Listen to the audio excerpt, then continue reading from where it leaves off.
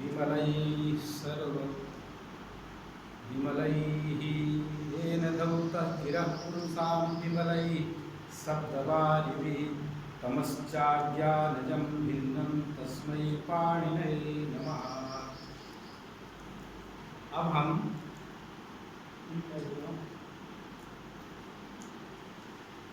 आज संधि के अंतर्गत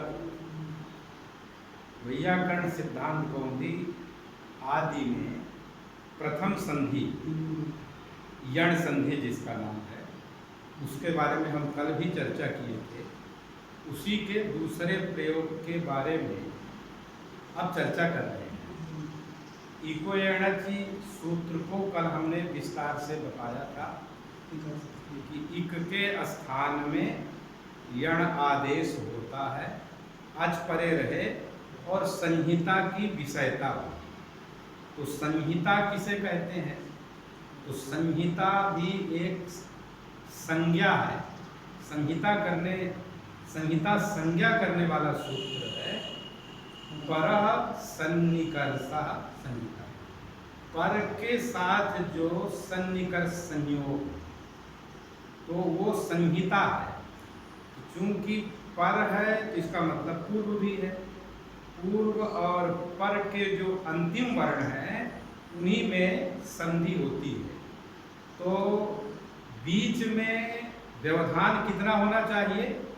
बीच में व्यवधान करने के लिए इन्होंने कहा है कि अर्धमात्रातिरिक्त काल व्यवाय काल शून्यत्वम संहितात्वम। आधी मात्रा के व्यवधान से अधिक की शून्यता, ये पूर्वाचार्यों का कथन है। थोड़ा घुमा के कहें, अर्धमात्राधिक काल व्यवाय काल शून्यत्वम। इसका सीधा अर्थ यह है कि आधी मात्रा तक के काल का यदि व्यवधान है, उससे अधिक का नहीं, तो वहाँ संहिता रहती है। जैसे हम सुधी धन यदि कह दिए तो धन कहने में ज़्यादा व्यवधान हो गया तो संहिता नष्ट हो जाएगा। इसलिए जो इंटर हाई स्कूल आदि में पढ़ाते हैं वो सुधी धन उपास्य, वो एकदम शास्त्रीय दृष्टि से गलत है। सुधी उपास्य इतना ही बोलना चाहिए। तो सुधी उपास्य को हमने कल विस्तार से बताने का प्रयास किया है। हम कितना सही बताए हैं इसका निर्णय तो जो उसे पढ़ेंगे, देखेंगे, समझेंगे वो करेंगे, क्योंकि हमने अपनी तरफ से प्रयास किया था। और आज अब हम, चूंकि अभी आज प्रारंभिक काल है इसका इको यणचि संहिता शुरू करने का, तो अब हम उकार के स्थान में जो यणादेश होगा उसके बारे में चर्चा कर रहे हैं।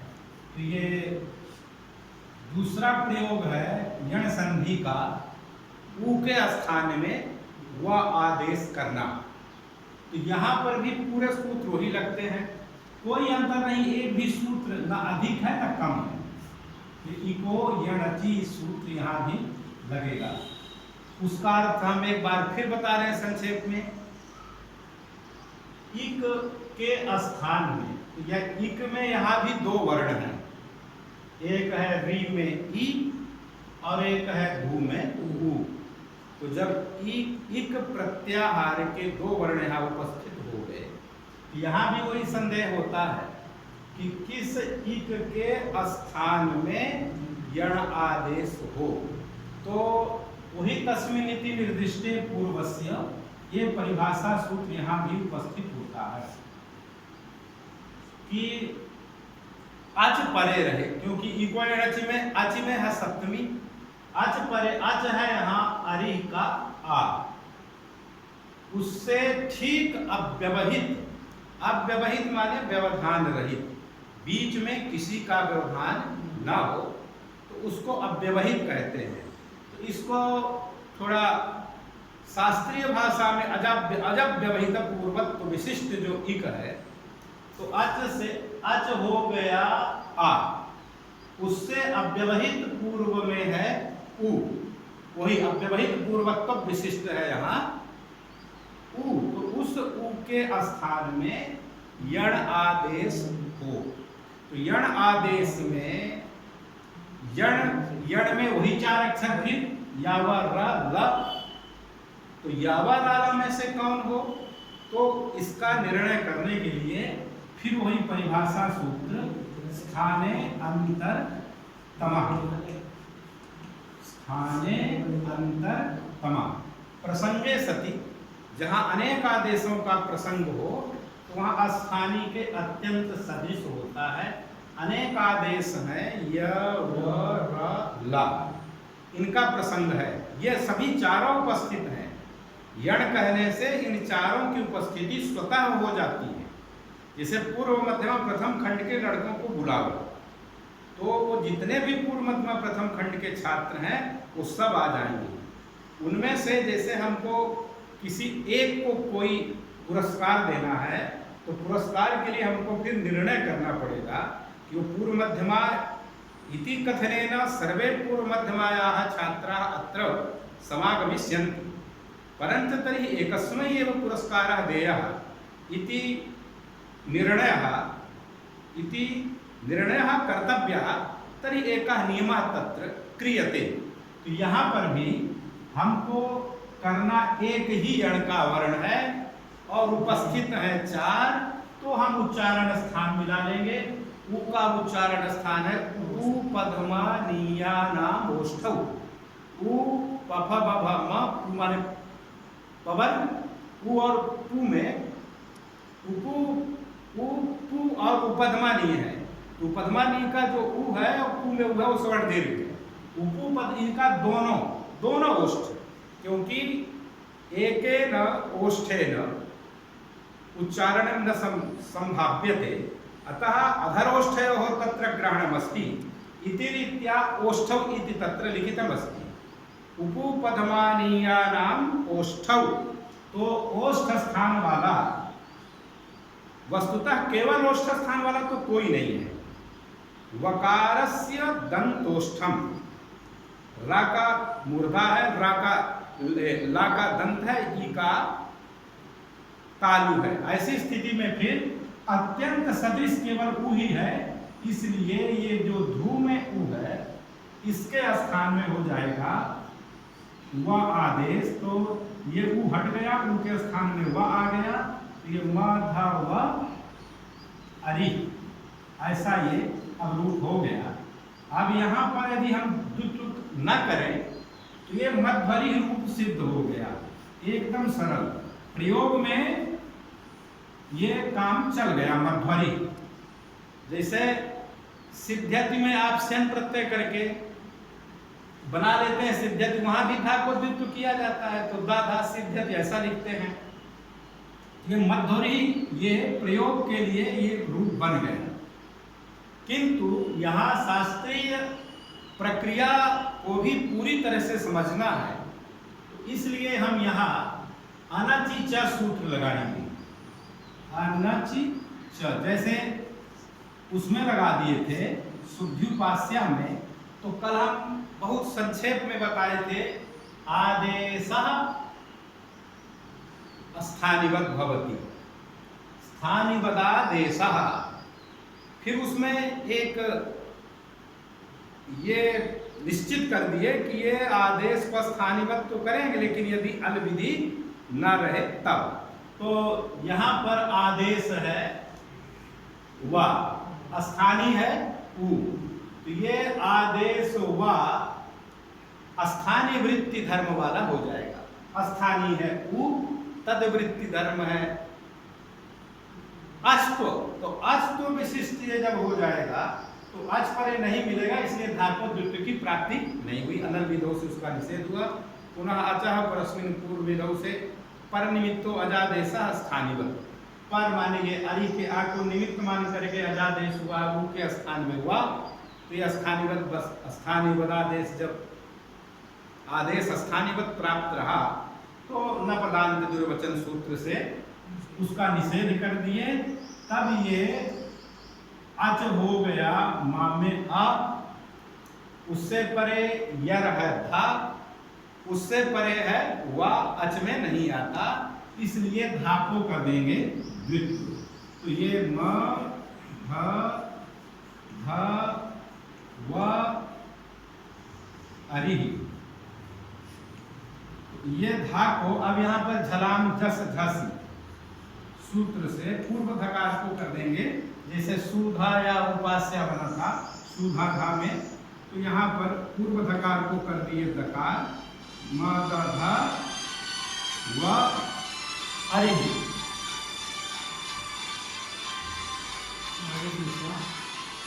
तो मादा धा व अरि जब बन गया तो इस पूरे समुदाय का लोप प्राप्त रहता। लोप क्या चीज है? लोप कहते हैं जो दिखाई न पड़े। प्रसक्तस्य दर्शनम लोप संज्ञम स्यात्, अदर्शनम लोपः। जो विद्यमान रहे, क्योंकि वर्ण सभी नित्य है, नित्य का कभी अदर्श वो लोप विकार ये सब नहीं। तो यहाँ पर उपस्थित रहने पर प्रसक्ते विद्यमाने सति दर्शनाभावा लोपा, जो दर्शन का अभाव है उसी का नाम है लोप। तो ये लोप संज्ञा करने वाला सूत्र यही है, अदर्शनम लोपा। तो ये संयोगांतस्य लोपा से लोप प्राप्त रहा, अलवंत्यस्य सूत्र की सहायता से वाका, और यणा प्रतिषेधो वाच्य से निषेध हो गया। तो इसको हमने मिला दिया तो ये दूसरा रूप बन गया,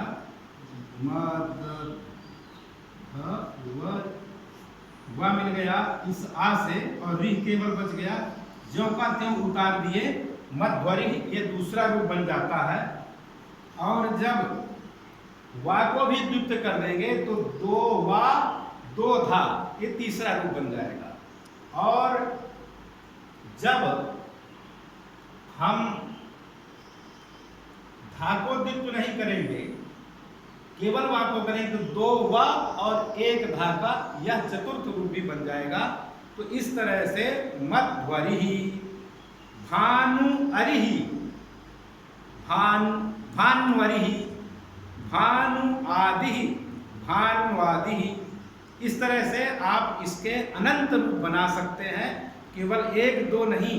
ये तो यहाँ केवल एक या दो तीन चार जो भी बताए रहे हैं, ये प्रयोग बताए जा रहे हैं, उदाहरण, ये उदाहरण।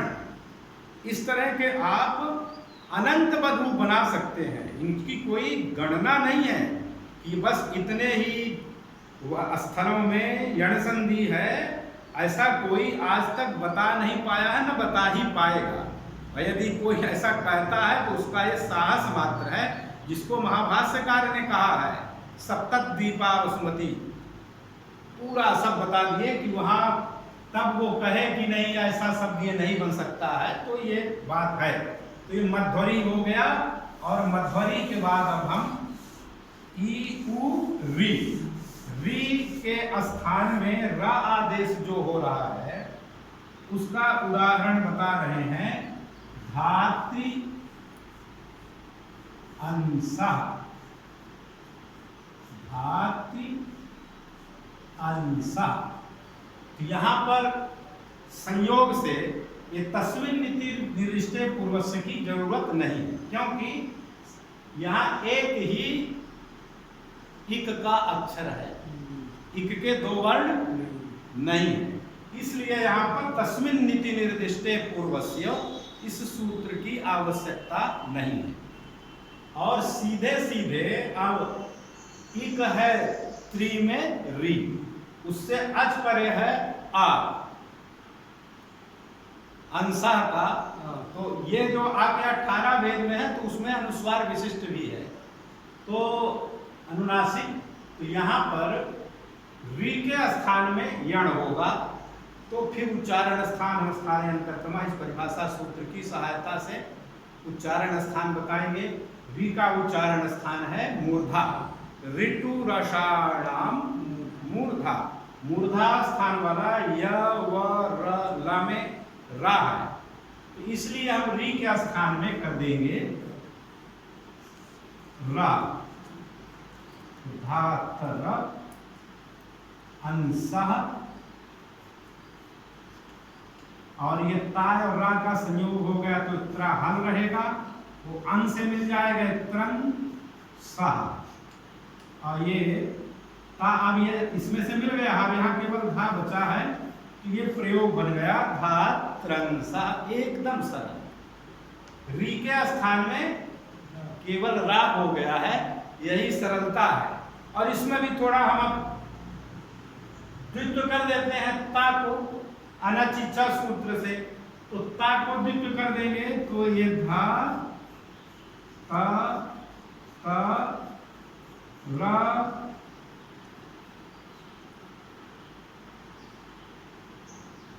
अंशः, तो ये अब यहाँ जलाम जस धसी की जरूरत ही नहीं है।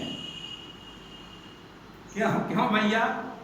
क्योंकि झल प्रत्याहार जो है वो इसको जस आदेश करेगा, तो जस में झल में यद्यपि ता का ग्रहण तो है, किंतु यहाँ जो जस है वो जस आदेश दा करेंगे, फिर उसको चर्त करना पड़ जाएगा, अस्त इसकी यहाँ कोई आवश्यकता नहीं है। तो यहाँ ता इस ता से मिलेगा, क्योंकि अधीनम परेण संयोज्यम, तो ये ता इससे मिला और ये ता रा से मिला और ये अंश मिलेगा धा त्रंसः, ये एक रूप बन गया। जब द्वित्व विकल्प से होता नहीं हुआ तो ये दूसरा रूप बन गया। यहाँ पर भी यणोमय द्वैवाच्य से रा को द्वित्व कर सकते हैं। यण इति पंचमी, यण से यण हो गया ओ, मैं से परे मैं इति पंचमी, यण इति षष्ठी, माय का पय, हाँ सही है। तो ये रा को भी द्वित्व करके चार रूप यहाँ भी बना सकते हैं। और ये चौथा रूप है उसी तरह से ऋष्यंधक, वो पितृ अंशः, पितृ अंशः री है और अंश का आ है, तो हो गया पितृंशः। जैसे धात्रंशः है उसी तरह से पितृंशः। पितृ एषः पित्रेशः, पितृ है, री को हो गया यण रा, तारा का संयोग हो गया और ए से मिल गया पितृेशः। इस तरह के इसके अन्य भी प्रयोग अपने से स्वयं समझ लें।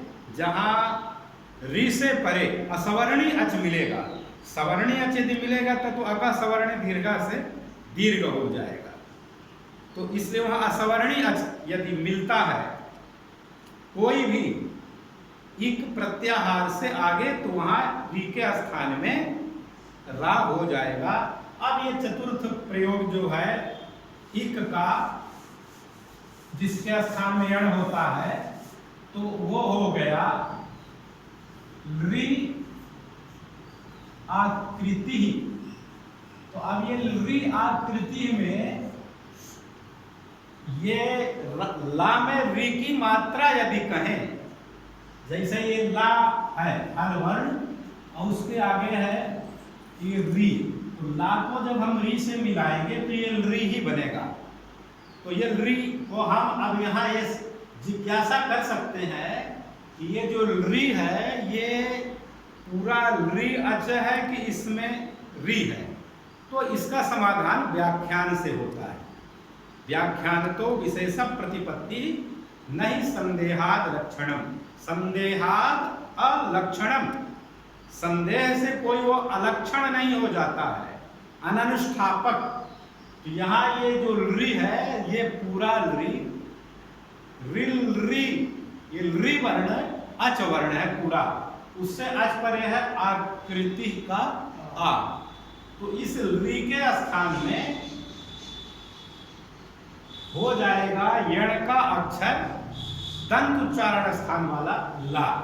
तो ये सीधे हो गया। अब ये ला सबसे सरल प्रयोग यही है, यहाँ तस्मिन्निति निर्दिष्टे पूर्वस और ये अनचिचा इत्यादि की भी कोई आवश्यकता नहीं है।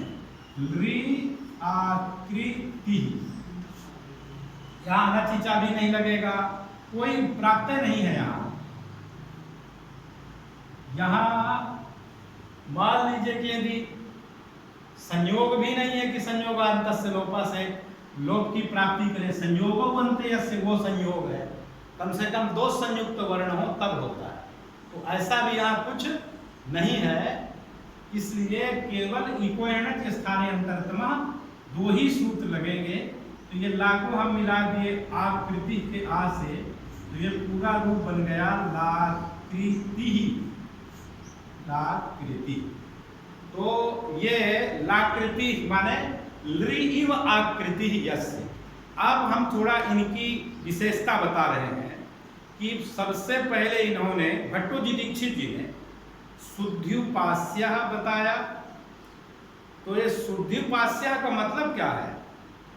तो कहे कि सुधी भी विद्वद भी उपास्य उपासितुम योग्य, जो विद्वान हैं उनके द्वारा उपासना करने योग्य कौन है?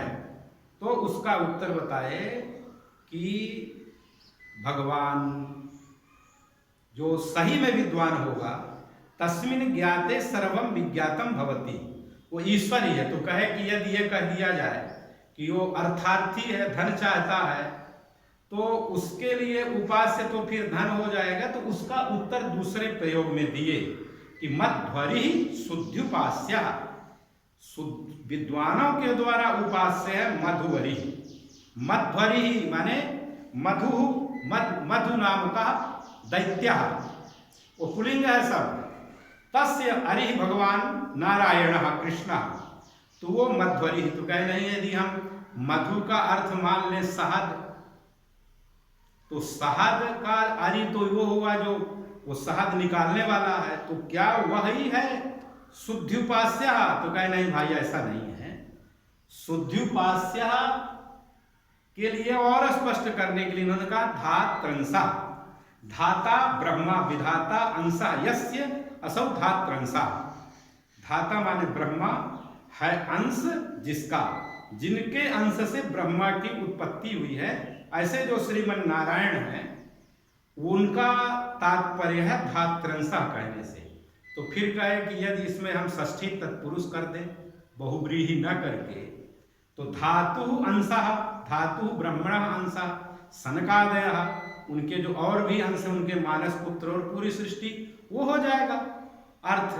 तो कहे नहीं, लाकृति ही लृ इव आकृति यस्य असौ लाकृति, नर्तन काले भगवान श्री कृष्ण लि इव आकृत्या तत्र उत्तिष्ठति, अतः शुद्ध्युपास्य लाकृति, विद्वानों के द्वारा उपास्य है लाकृति। लाकृति माने भगवान कृष्ण, भगवान योगेश्वर, योगेश्वर श्री कृष्ण एवं शुद्ध्युपास्य। ये इन चारों प्रयोगों का एक इस तरह से तारतम्य बैठाया गया। इन चारों वर्णों की जो संधियां होती हैं उनको थोड़ा विस्तार से समझ लेना चाहिए। जैसे ये लृ आकृति ही है, और एक संधि हम आपको बता रहे हैं लाह। लाह में कौन सी संधि है? तो ये लृ है, ये लृ हो गया, और आगे है आह। इक्वैन जिसे लृ के स्थान में कर दिए, ये ला, हल हो गया, आ से मिल गया, विसर्ग है, तो ये लाह, लाह जो बन गया। थोड़ी ये कठिन संधि है, लेकिन ध्यान देने पर ये लाह, लीही, लूहू, इसे लृ है, उह है, तो ये लूह, इस तरह से वो बन जाएंगे सभी। जितने भी ये यण संधि के प्रयोग हैं, ये यण संधि के प्रयोग इसमें हो जाते हैं। समय आ जाता है, तो ये यण संधि के प्रयोग के बारे में बताया गया। आगे जो और भी प्रयोग हैं जहाँ द्वित्व हुआ है, उनमें इसी तरह से वहाँ पर भी यण संधि करके नादिन्या क्रोशे पुत्रस्य धातोस्तन्निमित्तस्यैव छय्यजयौ शक्यार्थे इत्यादि वो जो प्रयोग है उनमें भी द्वित्व होता है। और यण संधि के अंतर्गत श्री भट्टोजी दीक्षित जी ने वैयाकरण सिद्धांत कौमुदी में उनका ग्रहण किया है। भट्टोजी दीक्षित जी की विशेषता ये है कि उन्होंने अष्टाध्यायी के सभी सूत्रों का समायोजन अपने वैयाकरण सिद्धांत कौमुदी में किया है। इसमें एक बहुत महनीय ग्रंथ है। और जैसे फिर उनके शिष्य वरदराजाचार्य जी ने लघु सिद्धांत कौमुदी में सभी सूत्रों का प्रणयन नहीं किया, प्रयोग नहीं किया है। और सार सिद्धांत कौमुदी में तो और कम है। मध्य सिद्धांत कौमुदी ये सभी उन्हीं की रचनाएं हैं। सार सिद्धांत, मध्य सिद्धांत, लघु सिद्धांत ये वरदराजाचार्य जी की रचनाएं हैं। लघु सिद्धांत कौमुदी उनकी प्रथम रचना है वरदराजाचार्य जी की। उसमें उनके गुरुदेव का आशीर्वाद था, इसलिए लघु सिद्धांत कौमुदी की महनीयता वैयाकरण सिद्धांत कौमुदी से अधिक कही जा सकती है हुई। और इसके बाद उन्होंने मध्य सिद्धांत को तो व्याकरण में पढ़ाया ही नहीं जाता, उसको साहित्य वाले में पहले भी था पाठ्यक्रम में, अभी भी जो नया पाठ्यक्रम बना उसमें भी मध्य सिद्धांत को व्याकरणेतर छात्रों के लिए किया गया है। अस्तु जयतु भारतम जयतु संस्कृतम।